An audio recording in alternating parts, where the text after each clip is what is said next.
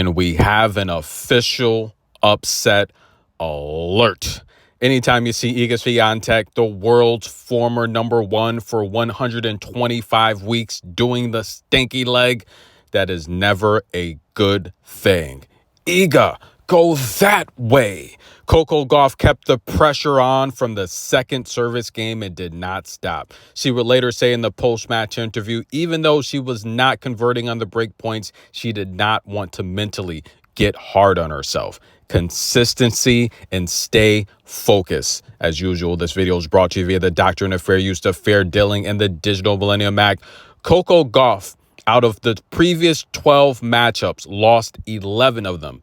But I broke it down to you guys. A lot of what I saw from Coco, overthinking, thinking too much. When you're winning as many titles and championships as Iga Swiatek, there starts to become this perception that maybe this opponent is bigger than life. They're bigger than the game. And you kind of forget about your own attributes, your own abilities. And then mentally, you start to defeat yourself.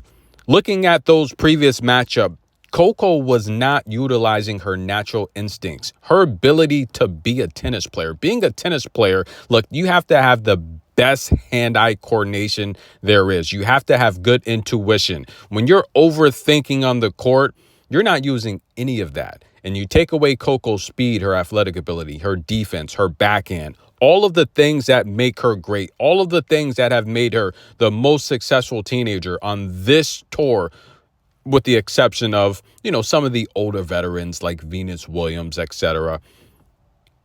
Take that away from her, her natural instincts.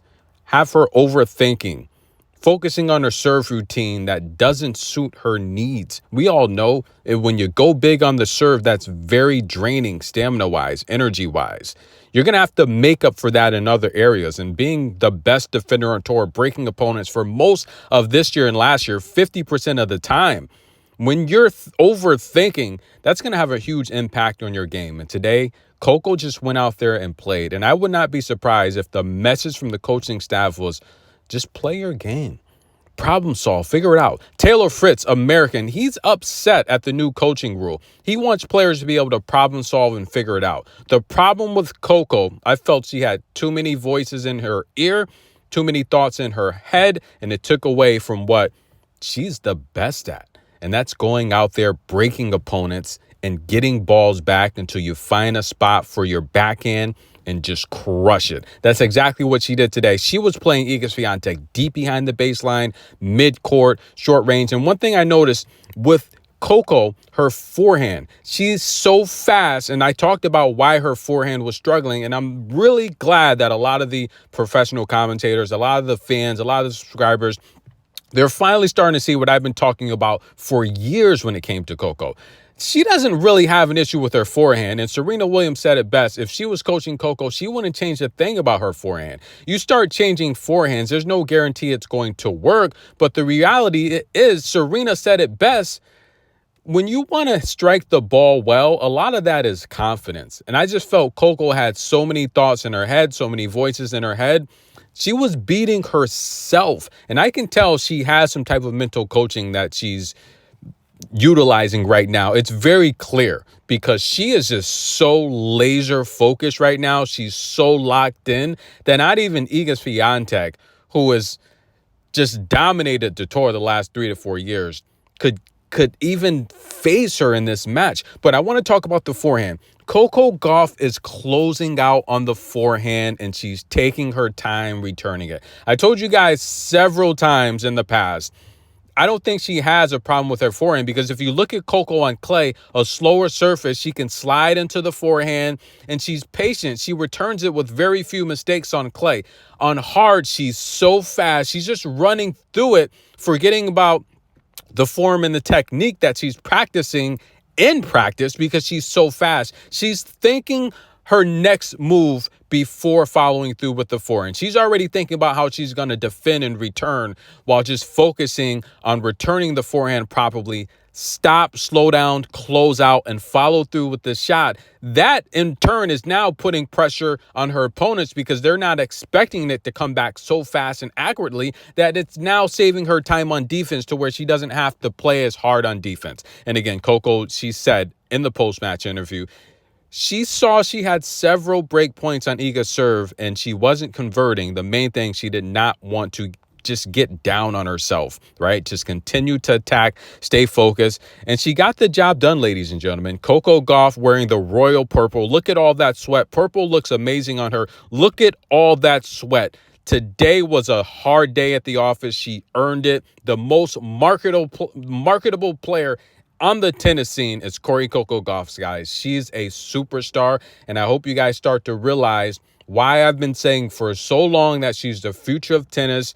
There's just no one on tour that's doing what she does. And when she loses, you can honestly say she beat herself. I think Yulia Putintseva said it best. She said, look, I just got lucky from Coco. Her serve failed her. It's as simple. Sabalenka, when she beat Coco last time, she said, look, I feel so sorry for Coco because I know what she's going through with the serve. Sabalenka again probably feels she should have lost that match. And if we take a look at the final statistics, look, Iga's an amazing player. It's only the second loss to Coco. But again, if you look at those two losses to Coco, Coco was amazingly confident in those matches. She wasn't overthinking. She was playing with her natural instinct. 2 double faults from Iga Swiatek. Overall, Coco just 1 double fault, ladies and gentlemen, in this matchup. Amazing. Now, I know I misquoted in the previous video. I was looking at the first serve. I said Coco had 6 double faults. Renee Stubbs said that if Coco can literally play her matches with 6 double faults or less, Renee Stubbs said there's no one in this tournament that's going to beat her. And I don't think anyone in any of these slams or masters or major events are going to beat Coco if she's not double faulting because she's not giving you free points. What does that mean? If you're not getting free points from Coco, that means you have to out hustle her. You have to out athletic her. That's not even a word, but you have to out point her and out hustle her. She has so many attributes that are better than everyone on tour. It's going to be very tough to beat her if she's not beating herself. You have to go toe-to-toe, blow for blow with Coco, and that's going to be very impossible to do for so many players on tour. They don't have what Coco has, and now she's looking stronger mentally. She's going to be here for another decade, guys. I'm telling you guys, if she can start to put together some of these slams, and Renee Stubbs said it best, look, don't be surprised if she ends up with double-digits grand slams pretty soon. Now, take a look at the first serve. She still didn't play her best, and Iga Swiatek will do that. For Iga's no slouch. We all know Iga's amazing. She's a gifted player as well. But the 47 unforced errors, Iga's got nearly 100 unforced errors in these 2 matches here. We're going to see a lot of changes with win for set. Me, personally, I felt the relationship with Thomas was a little rocky. I just feel that Iga wasn't comfortable with that style. And I don't think as she gets older, that style would work. We're going to see some changes, and this could be the changing of the tide, ladies and gentlemen. Coco now 2-0. She's guaranteed a spot in the semifinal. Iga and Barbora. It's going to come down to Pegula, guys. If Pegula defeats Iga, Barbora's most likely going to be in the semifinal. If Iga defeats Pegula, she'll most likely be in the semifinal. However, if Barbora defeats Coco, which I don't think will happen, then it's going to be very interesting. But listen, guys, who's going to win it? Right now, the 2 undefeated players, Sabalenka, Coco, their head-to-head is tied 4-4. Fast forward to Sunday. Coco Gauff could very well be the WTA champion for the 24 season. Tennis in a Minute. Like the video, show some love. We'll be right back with more tennis coverage. Thank you, guys.